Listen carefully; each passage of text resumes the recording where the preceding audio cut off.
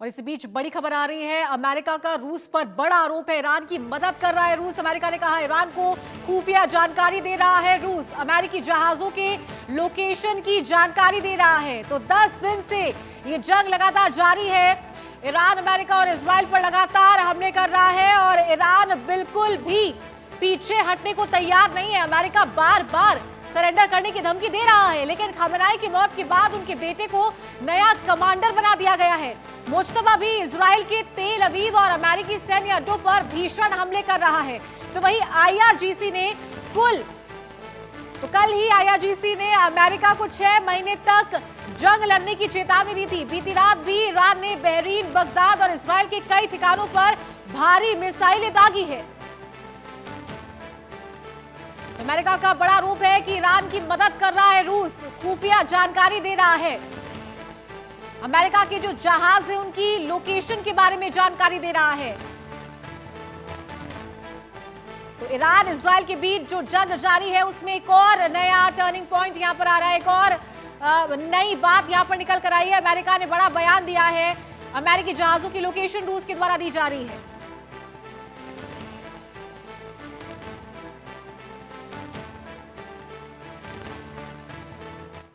और जंग के बीच आखिर रूस पर अमेरिका ने आरोप क्यों लगाए? क्या रूस हकीकत में ईरान की मदद कर रहा है? और अगर ईरान की एक्टिविटी को बारीकी से देखें तो रूस पर लगे आरोपों में दम नजर आ रहा है। तो रूस पर मदद का आरोप क्यों लगा है? अमेरिकी ठिकानों पर सटीक हमले, इसी के साथ आपको ग्राफिक्स के जरिए समझाएंगे। तो शाहिद 136 के द्वारा हमला किया गया ड्रोन से, यूएस एयरक्राफ्ट की सटीक लोकेशन दे रहा है। इजराइल में बड़ी तबाही, बिना मदद मुमकिन नहीं है।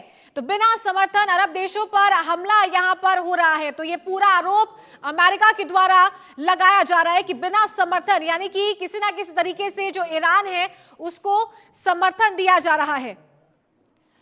तो अमेरिका ने बड़ा आरोप लगाया है रूस पर, ईरान की मदद करने का आरोप लगाया है। ये कहा जा रहा है अमेरिका के द्वारा कि खुफिया जानकारी जो है वो यहां पर रूस ईरान को पहुंचा रहा है और जो अमेरिकी जहाज है उनकी लोकेशन पहुंचा रहा है। तो ईरान के विदेश मंत्री अब्बास अरागची ने खुद कबूला है कि रूस के साथ सैन्य सहयोग पुराना है और जारी है और भविष्य में भी रहेगा। उन्होंने कहा कि रूस कई तरीकों से मदद कर रहा है, हालांकि उन्होंने डिटेल्स नहीं बताई है। तो रूस ने खुले तौर पर युद्ध की निंदा की है, अमेरिका की कार्रवाई को अवैध बताया। तो पुतिन ने ईरान के पक्ष में बयान दिया है, हालांकि रूस ने अभी तक सीधे सैनिक नहीं भेजे या बड़े हथियारों की सप्लाई नहीं की है, लेकिन अमेरिका रूस की पुरानी दुश्मनी और तेल को लेकर जिस तरह से ट्रंप ने खेल किया था उसी को लेकर अब पुतिन पूरा हिसाब किताब करना चाहते हैं।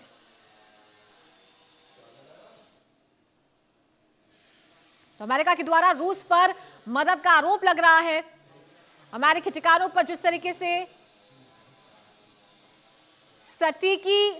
सटीक हमले हो रहे हैं, ड्रोन से जो हमले हो रहे हैं उसको लेकर अमेरिका ने कहा है कि बिना मदद के ईरान इस तरीके से हमले नहीं कर सकता है।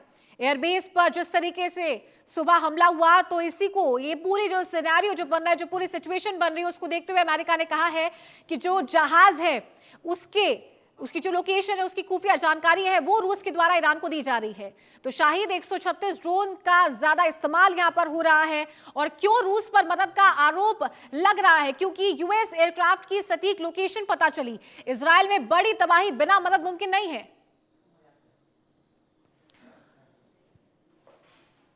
और इस बीच बड़ी खबर आ रही है, इराक इंटरनेशनल एयरपोर्ट पर ड्रोन अटैक हुआ है। एयर डिफेंस सिस्टम ने ड्रोन को मार गिराया। एयरबिल एयरपोर्ट पर अमेरिका की सेना तैनात है। तो एयर डिफेंस सिस्टम ने ड्रोन को मार गिराया है। आज 10वां दिन है ईरान युद्ध का। एयरबिल एयरपोर्ट पर अमेरिका की सेना तैनात है। इराक के इंटरनेशनल एयरपोर्ट पर यह ड्रोन अटैक हुआ है। तो इस वक्त की बड़ी खबर आपको बता दें, ड्रोन को मार गिराया है। एयर डिफेंस सिस्टम ने ड्रोन को मार गिराया है। इराक के इंटरनेशनल एयरपोर्ट पर यह ड्रोन अटैक हुआ। तो एयर डिफेंस सिस्टम ने ड्रोन को मार गिराया। एयरबिल एयरपोर्ट पर अमेरिका की सेना तैनात है।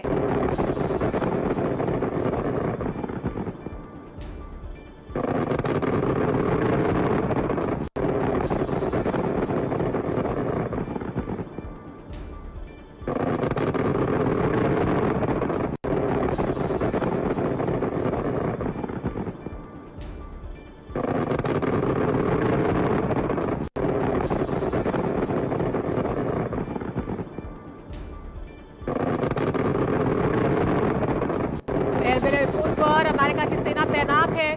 तो इससे पहले भी ड्रोन के जरिए हमले हुए थे और अमेरिकी जो बेस है, एयरबेस है एयरबिल के पास में, उनको निशाना बनाया गया था। और अब ये बड़ी खबर मिल रही है, एयर डिफेंस सिस्टम ने ड्रोन को मार गिराया है। एयरबिल एयरपोर्ट पर अमेरिका की सेना तैनात है।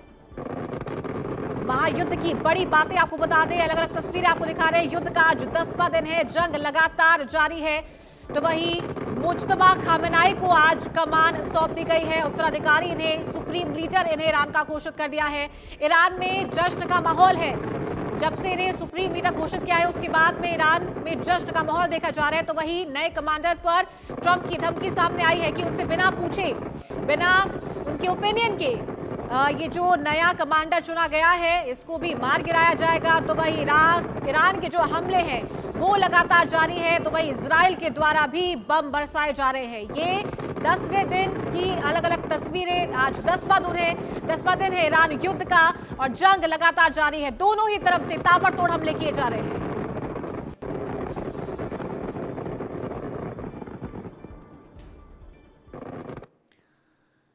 और इस बीच बड़ी खबर आ रही है, लेबनान के 2 शहरों पर इजराइल ने हमला किया है। दक्षिणी लेबनान में 6 लोगों की मौत हो गई है, 15 घायल हैं। लेबनान के स्वास्थ्य मंत्रालय ने यह जानकारी दी है। इजराइल ने लेबनान के 2 शहरों को निशाना बनाया। दक्षिणी लेबनान में 6 लोगों की मौत हो गई है, 15 घायल बताए जा रहे हैं। लेबनान के स्वास्थ्य मंत्रालय ने यह जानकारी दी। तो लेबनान के 2 शहरों पर इजराइल ने हमला किया है। दक्षिणी लेबनान में 6 लोगों की मौत हो गई है, 15 लोग घायल बताए जा रहे हैं। तो इजराइल के द्वारा हमला किया गया लेबनान पर। तस्वीर देख सकते हैं आप किस तरीके से हवाई हमले लगातार जारी है। लेबनान के स्वास्थ्य मंत्रालय ने यह जानकारी दी है। बड़ी खबर इस वक्त की आपको बता दें, लेबनान के 2 शहरों पर इजराइल ने हमला किया है। दक्षिणी लेबनान में 6 लोगों की मौत हो गई है, 15 घायल बताए जा रहे हैं। तो लगातार ईरान की तरफ से जहां ड्रोन से, मिसाइलों से हमला किया जा रहा है, तो वहीं इजराइल की तरफ से बमबारी की जा रही है। लेबनान की स्वास्थ्य मंत्रालय ने जानकारी दी है कि लेबनान के 2 शहरों पर इजराइल के द्वारा हमला किया गया। दक्षिणी लेबनान में 6 लोगों की मौत हो गई है, 15 घायल बताए जा रहे हैं।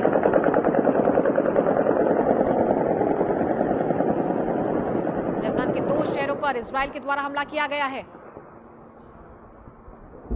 6 लोगों की मौत हो गई है इस हमले में और 15 घायल बताए जा रहे हैं। स्थिति काफी ज्यादा गंभीर है और हमले की तस्वीर टीवी स्क्रीन पर आप देख सकते हैं। हवाई हमले लगातार दोनों ही देशों की तरफ से जारी है।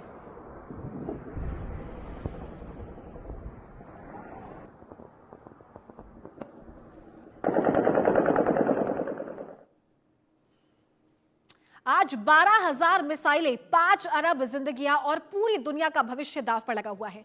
जरा सोचिए, आसमान में सूरज है लेकिन रोशनी नहीं, धरती है लेकिन जीवन ठहर गया है, और शहर है लेकिन उसमें इंसान नहीं। क्या ये किसी फिल्म का सीन है या फिर आने वाले समय की एक डरावनी हकीकत? वैज्ञानिकों की नई चेतावनी दुनिया को चौंका रही है। अगर कभी दुनिया में बड़ा न्यूक्लियर वॉर हुआ तो सिर्फ कुछ शहर नहीं बल्कि पूरी धरती इसकी कीमत चुकाएगी।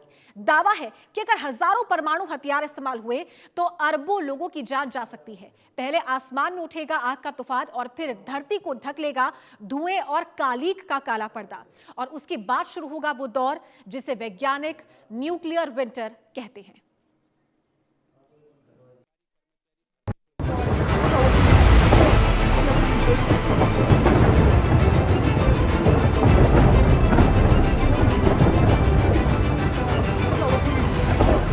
दुनिया एक ऐसे मोड़ पर खड़ी है जहां हर देश की तकदीर सिर्फ एक बटन के दबाव पर बदल सकती है। 12,000 न्यूक्लियर मिसाइलें, 5 अरब मौतें और 10 साल तक बर्फ की बारिश। ये केवल भविष्य की कहानी नहीं है बल्कि वैज्ञानिक चेतावनी है। क्या युद्ध से भयावह दुनिया में जहां न्यूक्लियर विंटर यानी परमाणु शीत का डर सच हो सकता है? हम बात कर रहे हैं दुनिया भर की 12,000 परमाणु मिसाइलों। अगर ये सभी दाग दी जाएं, तो अनुमान है कि 5 अरब लोग मारे जाएंगे। शुरुआती धमाके ही इतना विनाश करेंगे कि शहरों और गांवों की तस्वीरें मिट जाएंगी। असली तबाही उसके बाद आएगी जब न्यूक्लियर विंटर आएगा। यह सिर्फ अत्यधिक ठंड नहीं, बल्कि पूरी धरती के इकोसिस्टम का बंद हो जाना है। तो सबसे पहले बात करते हैं कि क्या है न्यूक्लियर विंटर। बड़े परमाणु विस्फोट के बाद धरती पर बहुत ठंड की स्थिति बन सकती है। आग लगने से बहुत सारा धुआं और कालिक आसमान में फैल जाता है। धुआं एटमॉस्फेयर में फैलकर सूरज की किरणों को जमीन तक आने से रोकता है। यह धुआं और कालिक कई साल तक वातावरण में रह सकती है। दुनिया के कई हिस्सों में करीब 10 साल तक मौसम असामान्य रह सकता है। अगर परमाणु युद्ध हुआ तो वैज्ञानिकों के मुताबिक एटमॉस्फेयर में लगभग 150 मिलियन टन कालिक और धुआं फैल सकता है। इससे बारिश में 90% तक की कमी आ सकती है। दुनिया के कृषि प्रधान इलाके जैसे आयोवा और यूक्रेन 10 साल तक बर्फ में ढके रहेंगे। खेतों की उपज पूरी तरह नष्ट हो जाएगी और लाखों लोग भूख से मरेंगे। वास्तव में शुरुआती धमाकों से बचने वाले 2 से 3 अरब लोग भी इस भुखमरी की चपेट में आ सकते हैं। परमाणु विस्फोटों से निकलने वाले आग के गोले 100 मिलियन डिग्री तक गर्म हो सकते हैं। जो लोग शुरुआती धमाकों से बच जाएंगे, उनकी असली लड़ाई तब शुरू होगी जब ओजोन परत और रेडिएशन उनके जीवन को असंभव बना देगा। विशेषज्ञ ये भी कहते हैं कि तापमान में गिरावट, कृषि विफलता और समुद्री तूफानों के कारण पूरी दुनिया का जीवन संकट में पड़ जाएगा। लेकिन इस तबाही में भी 2 देश ऐसे हैं जो शायद बच सकते हैं। ये देश हैं ऑस्ट्रेलिया और न्यूजीलैंड। ये देश दुनिया के मुख्य युद्ध वाले इलाके से दूर हैं। चारों तरफ समुद्र होने से ठंड बहुत ज्यादा नहीं पड़ेगी। थोड़ी खेती और मछली पकड़ने की सुविधा रहेगी। रेडिएशन और ठंड से बचने के लिए जमीन के अंदर सुरक्षित रह सकते हैं। सीधे परमाणु हमले का खतरा कम है। पूरी दुनिया में तबाही के बावजूद थोड़ी सुरक्षा और जीवन की उम्मीद बनी रहेगी। इन देशों को न्यूक्लियर विंटर की मार से थोड़ी राहत देता है, लेकिन यहां भी जीवन आसान नहीं होगा। दुनिया में इस वक्त युद्ध संघर्ष चरम पर है। अमेरिका और इजराइल के ईरान पर हमले लगातार बढ़ रहे हैं। रूस और यूक्रेन के बीच युद्ध पिछले 4 सालों से जारी है। अफगानिस्तान में तालिबान ने परमाणु संपन्न पाकिस्तान पर हमला किया। चीन और ताइवान के बीच तनाव गहरा रहा है। ये सभी घटनाएं दुनिया को तीसरे विश्व युद्ध की दहलीज पर खड़ा कर रही हैं। वैज्ञानिक चेतावनी यही है कि एक छोटे से विवाद से पूरी दुनिया जल, बर्फ और भूख की त्रासदी में फंस सकती है। न्यूक्लियर विंटर केवल तापमान नहीं घटाता, यह धरती के इकोसिस्टम को पूरी तरह प्रभावित करता है। अब ये जानते हैं कि न्यूक्लियर विंटर पर्यावरण को कैसे प्रभावित करता है।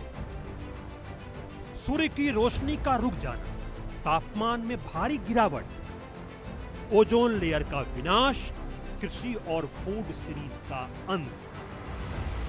परमाणु युद्ध केवल राजनीतिक या सैन्य मसला नहीं है, बल्कि यह पूरी मानवता की सुरक्षा का सवाल है। ऑस्ट्रेलिया और न्यूजीलैंड के बचने की उम्मीद भी केवल थोड़ी राहत देती है, लेकिन जीवन आसान नहीं होगा। तो क्या इंसानियत की लड़ाई सिर्फ जीवित रहने तक सीमित रह जाएगी? क्या हमारी सोच और समझ ही आखिरी उम्मीद बन पाएगी, या हम अपनी गलती से पूरी दुनिया को नष्ट कर देंगे? क्योंकि जब धुआं सूरज को छिपा देगा, फसलें बर्बाद होंगी और पानी और खाने की किल्लत होगी, तब सवाल सिर्फ यही रह जाएगा, क्या हम बच पाएंगे या हमारी दुनिया हमेशा के लिए बदल जाएगी। Bureau report, India news. और यहां रुकेंगे एक छोटे से ब्रेक के लिए और नजर डालेंगे इस वक्त की हेडलाइंस पर।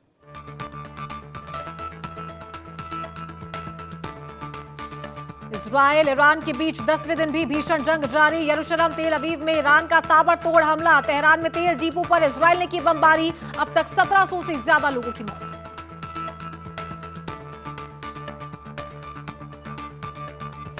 अयतुल्ला खमेनाई के बेटे मुश्तबा बने ईरान के नए सुप्रीम लीडर। ऐलान के बाद बड़ी संख्या में लोगों ने सड़क पर उतरकर मनाया जश्न। 28 फरवरी को इजरायली हमलों में हुई थी खमेनाई की मौत।